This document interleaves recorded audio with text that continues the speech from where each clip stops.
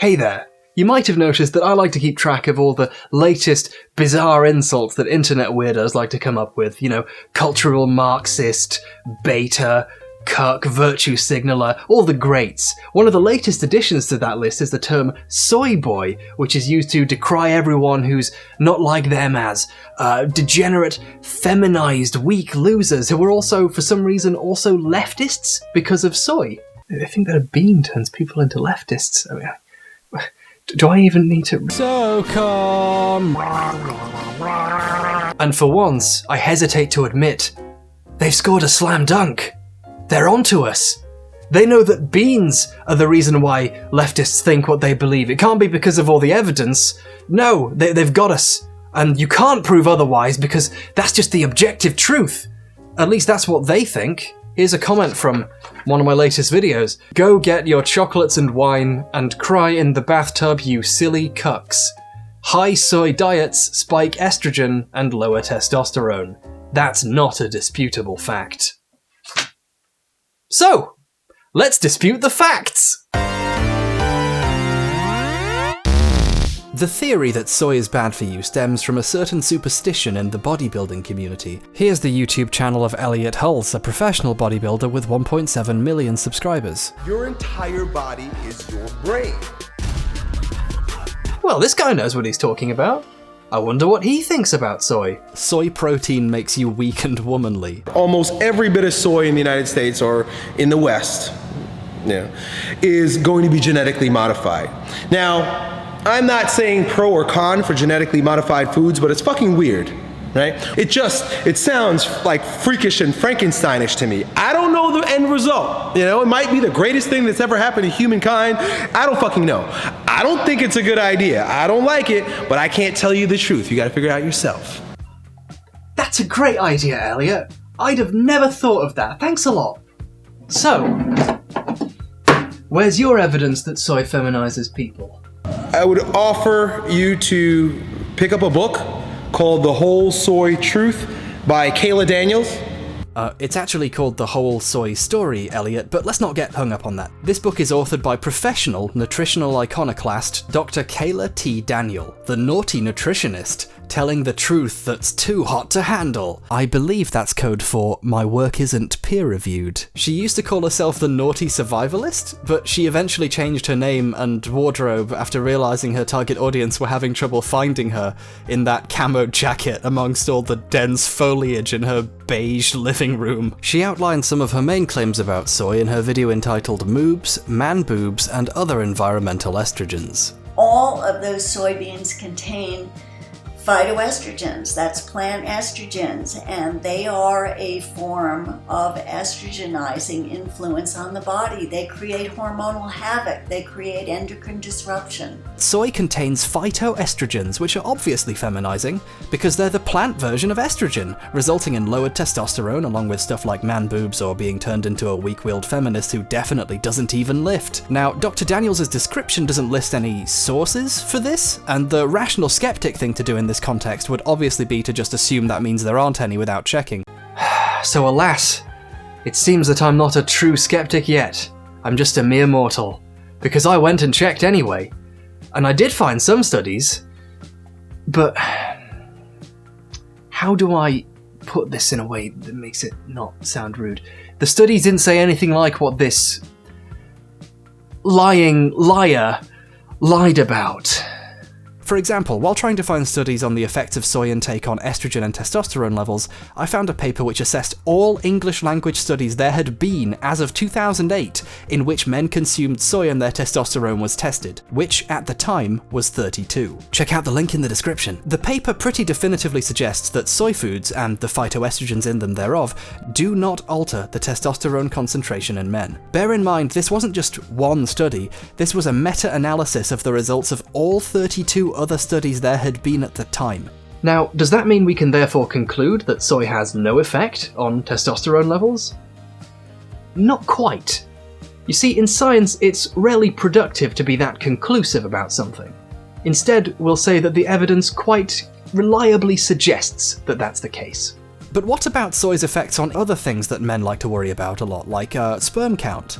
Well, another paper from 2010 examining the 9 clinical studies into the effects of isoflavone exposure on estrogen levels found no evidence that it affects those levels at all, which suggests there's no link. Now, at this point in my research, I was wondering, why are phytoestrogens even called estrogens when taking them doesn't seem to affect the levels of estrogen or testosterone in your blood? Well, it's because in terms of chemical structure, they're very similar.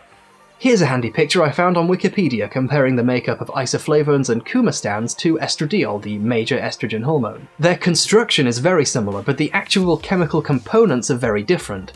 This means they do bind with estrogen receptors, but the effects are very different because, to put it scientifically, they're made of different stuff. This means that they don't really have comparable effects. But who cares about that? Kayla Daniel is fighting back with rigorously researched, anecdotes. Like this one! Scientists first linked phytoestrogens with lowered sperm count and other reproductive problems in the 1940s when they diagnosed clover disease in sheep.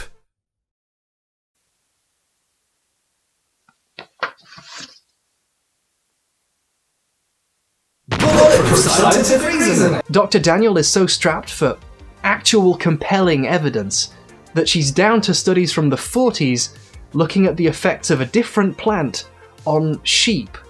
Now, I never really paid that much attention in biology class. I'm really sorry, Mrs. Baldwin. But I'm pretty sure I distantly remember that humans are monogastric mammals, which means that we have one stomach that digests everything we eat. Whereas some animals, for example, sheep, are ruminants, which means they have a 4-chambered stomach that digests things multiple times, and they also regurgitate food so that they can chew it again and swallow it again. It's a little bit disgusting, but that's just how some animals digest things. This is why sheep can eat grass, but humans can't. Well, you can. No one's stopping you, there's no laws. Ah, just try and stop me, Brussels! Ah! Grass contains silica, which can seriously mess up your teeth, like permanently. Do not even do this for a joke. So, given the quite large dietary, digestive, and metabolic differences between humans and sheep, I think it's fair to say that maybe a study about how male sheep digested red clover and the effect that had on them might not be fully relevant to the effects of soy isoflavones on humans. So, to sum up, some plants make a hormone that looks like estrogen in composition, but doesn't have the same effects because it's actually a very different chemical. However, some people who don't know that and can't be bothered to check saw the word estrogen and leapt to conclusions that it must be feminizing the same way estrogen is. The way science classifies and names chemicals has effectively tricked a bunch of people who don't know better into making wild assumptions when the data shows otherwise. Which sucks, but you've got to name things somehow. You know, it's important that you have a standardized system of classification, and the one they picked happens to cause massive problems for bodybuilders. I bet Johnny Science Namer didn't see that coming. My apologies to the descendants of Antoine Lavoisier. I'm reminded almost immediately of the equally faux scientific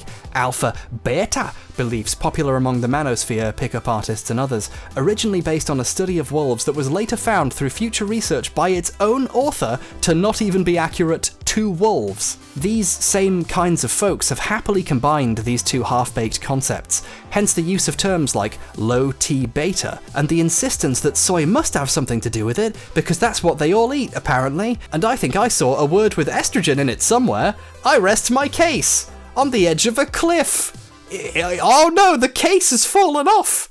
Oh no, it's on fire! Soy and its supposed effects was eventually picked up by the closest thing the far right has to journalism, Rebel Media, and then later InfoWars.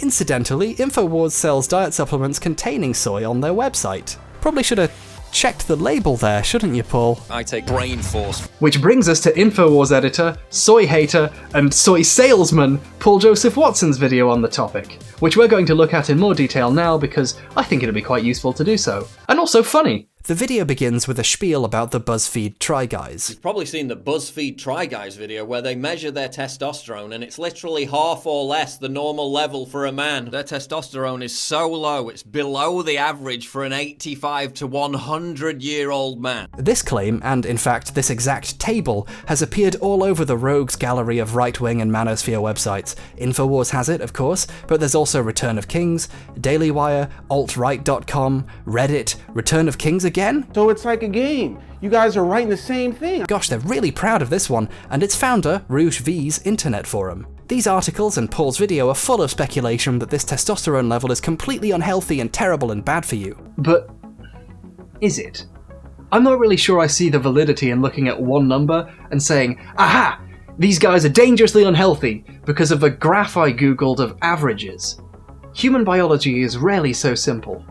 Trying to stick as close as you can to a number you found on the net can be incredibly damaging. In 2010, on a forum for discussing supplements, a guy had a test and found he had a level of 212. Again, the exact same level as Ned supposedly, but then half a month later, it went up to 364, suggesting these numbers are a temporary fluctuation that's fairly normal in a 25-year-old male. Despite this, anonymous people on the internet started telling him he had the testosterone of a 70-year-old, and others recommending a dosing cycle of steroids. All of this because of a cargo cult approach to a number on a graph.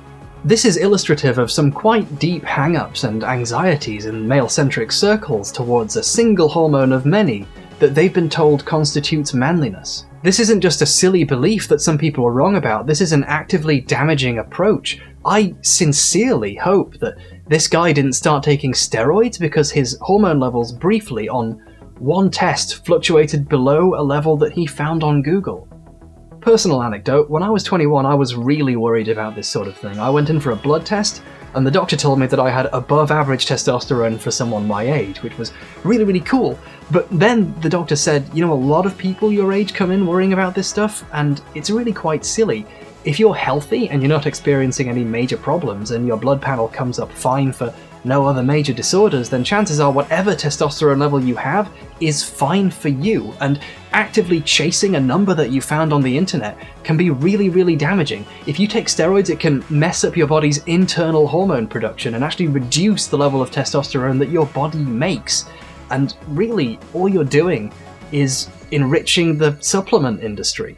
Just out of interest right now, let's take a show of hands as to which is more likely to be true. That all four of these guys has an unhealthily low testosterone level even for someone several times their age, and the literal doctor who they visit regularly for videos like this, Dr. Jesse Mills MD, director of the men's clinic at the University of California, hasn't noticed anything from these tests or let any of them know that they need to do something about their dangerously low testosterone, despite it literally being the thing that he specializes in. Or that right-wing idiots on web forums who googled a number in 5 seconds don't know everything there is to know about the science of endocrinology. That's the study of hormones, by the way. What a lovely word. The meat, or should I say the plant protein, of Paul's video is situated entirely around the claim that soy is bad for you because it contains phytoestrogens. In other words, the thing we've already debunked in this video. But for a laugh, let's look at how he does it specifically. Soybeans contain high amounts of phytoestrogens, organic compounds that mimic the female hormone estrogen in the human body. This reduces testosterone and lowers male sperm count. Paul here is word for word quoting an article in Scientific American. Well, actually, it's a very short post on the blog section of the Scientific American website. And by word for word, I mean... Soybeans contain high amounts of phytoestrogens, organic compounds that mimic the female hormone estrogen in the human body. This reduces testosterone and lowers male sperm count. This bit is, how do I put this? Not there. Paul made that bit up. The article actually said, and in animal studies, has been shown to reduce testosterone levels. Here, we're seeing the right-wing reactionary's approach to scientific process drawn into close focus. When reading a piece of information he is quoting as a source of truth in his video, and finding that it's just a little bit too nuanced, he alters and rewords it to suit his own agenda. I see here we're back at the Kayla Daniels School of Science, where sheep and humans apparently have the same digestive system. I'm fairly certain that the blog post here is referring to the studies on sheep we mentioned earlier. I don't know for certain though, because the blog doesn't cite a source for this claim, because it's a rubbish one-paragraph blog that only an idiot would source as definitive proof of anything. You might be thinking, oh, but the word testosterone is highlighted. Maybe if I click it, it'll link to the study showing it. It doesn't. It links to another article about testosterone. In fact, it links to an article from after this one was written. Someone went back and added the link to explain what testosterone is 4 years later? Who's in charge of the blog section of Scientific American? So Paul's proof that phytoestrogen reduces testosterone is A, some tests on sheep from the 40s that he hasn't even read because the blog post he's using as a source doesn't even link to it, and B, being ignorant of the fact that there's been 32 studies of the effects of phytoestrogens on humans that found no connection whatsoever. He then cites, from the article he just misquoted, a study from Harvard that apparently shows a connection between soy and sperm count. Men who eat half a serving of soy a day have 34 million fewer sperm per millimetre than those who don't. Now, far be it from me to take Paul or the one-paragraph blog post he cites entitled Soy Vey at their word, but I'm going to go ahead and actually check the sources they cite. Check out the link in the description, sperm fans! The scientists got some men to provide a semen sample and answer a questionnaire about what foods they consumed, including foods that contained soy. They then sorted the samples into 4 groups, no soy intake and then varying tiers of soy intake, and looked to see if there was a correlation with the results of the sperm sample. The mean average sperm concentration in millions per milliliter was 106 for the group with no soy food servings, while the average for the group that had over 0.3 servings per day was 72, which does kind of show a correlation, doesn't it? However, you might notice a couple of weird things here. Firstly, the group that has between 0.01 and 0.07 servings per day had an average of 92, but the group with between 0.08 and 0.29, which is quite a bit more, had 104. More than the previous group, only slightly less than having none, and way more than having over 0.3. What's going on there? Something weird's going on with these men's sperm counts. On top of that, looking at the results section of the paper, the majority of men, 72%, were defined as overweight or obese, whether or not they ate any soy, and 10% had below 20 million sperm per milliliter, which is less than the low bar for sperm the World Health Organization used to, up until the late 90s, consider a healthy sperm count. Why is this? Well, here's the part where I pull the chair out from under you.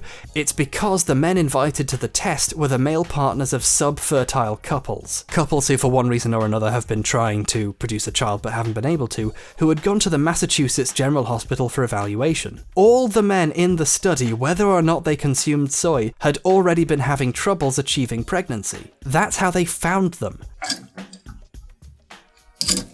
By the way, the study's name mentions that it's men at an infertility clinic, right? And neither Paul's video nor the blog post he cites even mention that, and it's in its name! This is not a straightforward test of an average population. On top of that, how many men were actually tested in this study? 4,000? 1,000? 500? Well, it was actually 99 men. That's really not big enough for the results of this study to be easily applicable to any human population. If you're going to count studies with a questionably low sample size, then you might as well look at the study by Song et al. In 2006, which studied only 48 men with a control group of 10 and found that plant phytoestrogen intake was correlated with higher sperm count and higher sperm DNA integrity. But 48 men, or even 99 men, isn't really enough for the results of either to suggest much of anything. I hope it goes without saying that a study of 99 men who were already having fertility problems is not enough to come to a sweeping generalization about the effects of soy on sperm count or testosterone for that matter.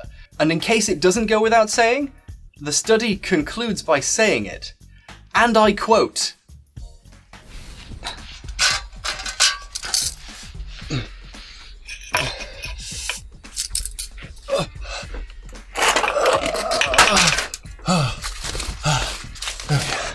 "The clinical significance of these findings remains to be determined. Owing to the scarcity of human data in this area, it is very important that this issue is examined further."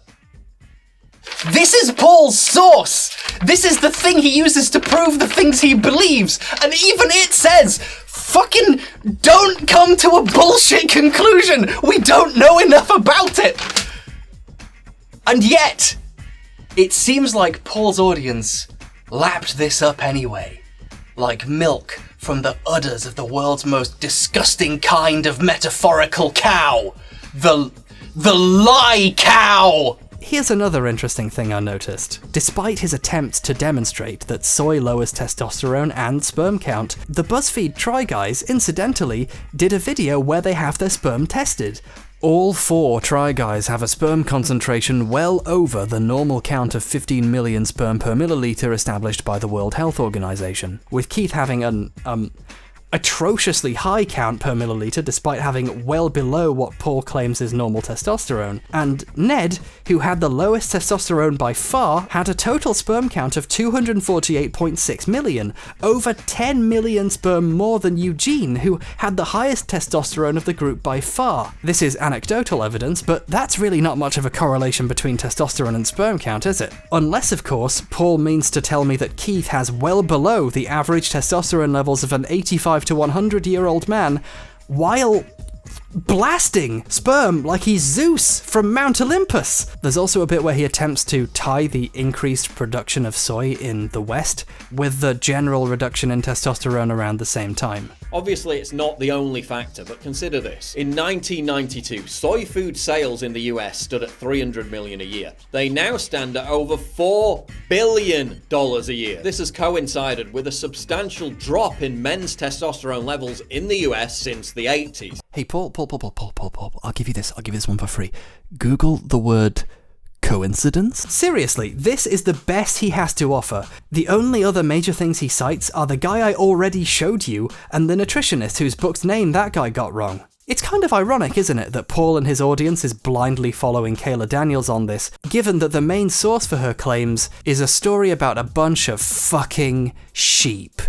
He even, and this is really interesting, cites as proof that men get man boobs because of soy the same video I found while I was doing research into this. You know, the one that cites no credible evidence whatsoever. Weird that he'd make that his source for his claims. What's even weirder, though, is that since Paul's video came out, the description of the video has been edited to read, "Note, Paul Joseph Watson used an excerpt from this video in his popular video, The Truth About Soy Boys, illegally, without the permission of Dr. Kayla Daniel. She finds his perspective offensive." This is Paul Joseph Watson's bulletproof source, a nutritionist with little to no scientific basis for their claims, whose video Paul took without even bothering to ask, to make his personal, ridiculous right-wing view of the issue seem more credible. A view the person he's claiming as a source openly says she finds offensive. I hope Paul gets a fucking medal for how idiotic he's managed to be in this video. It's almost mind-boggling how backwards he's managed to get scientific reality.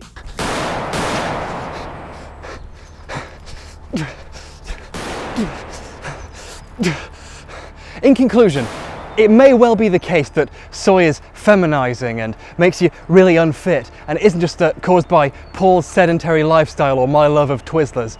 But if it is the case that soy makes you into a no testosterone, no sperm baby man, then the time to believe that is when there is evidence. In the words of David Hume, and this makes me smarter because, I can regurgitate a quote, "The wise man proportions his belief to the evidence." Which brings me to the real question here. It's not just some people are wrong about the science of isoflavones or whatever. The real question is, why do right-wing idiots keep sharing obvious lies in order to perpetuate the things they want to believe? Why isn't the truth enough? The book, When Prophecy Fails, relates the findings of social psychologists who studied a doomsday cult that believed the apocalypse was coming. When the date of the end of the world came and went, many of the cult remained committed to its beliefs anyway, decided that the world had simply been spared or the end had merely been delayed. The psychologists found that when a group of people is utterly committed to an idea, even if undeniable proof it is not true is presented to them, they can find a way to remain steadfast in their initial false beliefs. The term cognitive dissonance was invented by Leon Festinger, the book's main author and lead psychologist, a year later. The small, close-knit, definitely not cult-like corners of the internet are sure they already know the truth about how the world works, and appear to be hoping to piece together a justification for their beliefs by aggregating enough buzzwords that it somehow proves they're right. The only men who seriously watch BuzzFeed are tofu-eating, male feminist virtue-signalling, beta-orbiter soy boys. They're virtue signalers, they're cultural Marxists, they're betas, they must have low testosterone, they must be cucks, they must have had too much of a bean that's been a staple in the diet of Asian countries for thousands of years. I don't need to talk about evidence for my beliefs, because everyone who isn't like me is all of these bad things. And that's why I'm right. It's important to recognise that this isn't an external claim. People don't wallpaper this all over their Facebook and Twitter feeds because they think it'll convince someone else to believe it.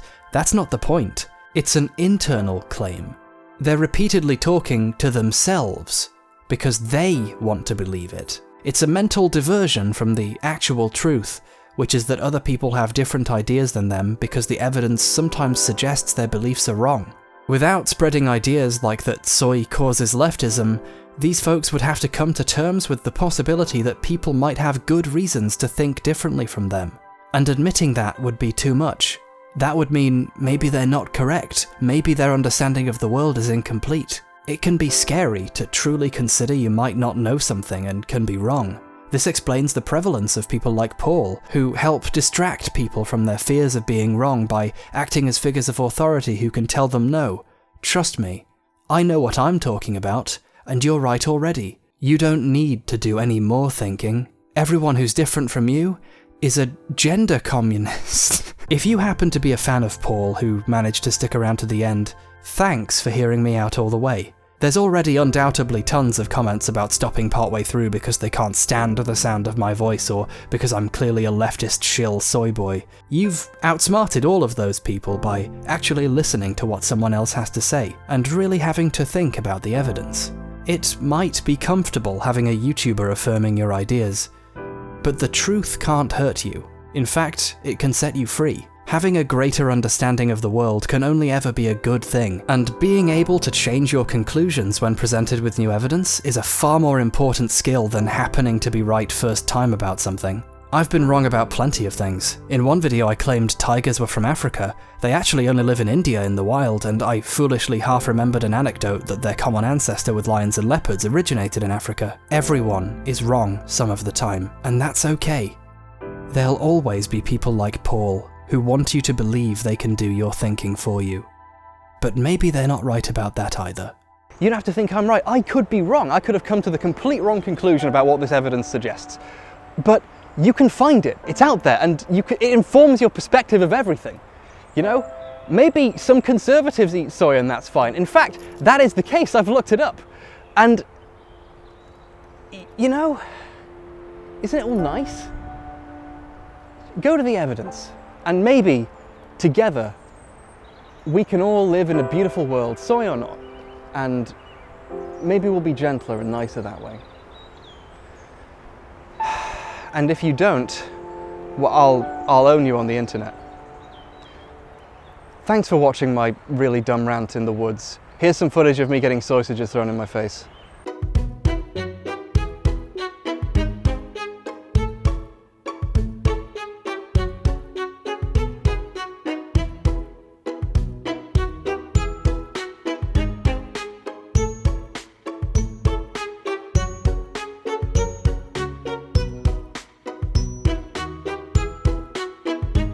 Okay, so it turns out that soy sausages are really hard to hit people with from a distance.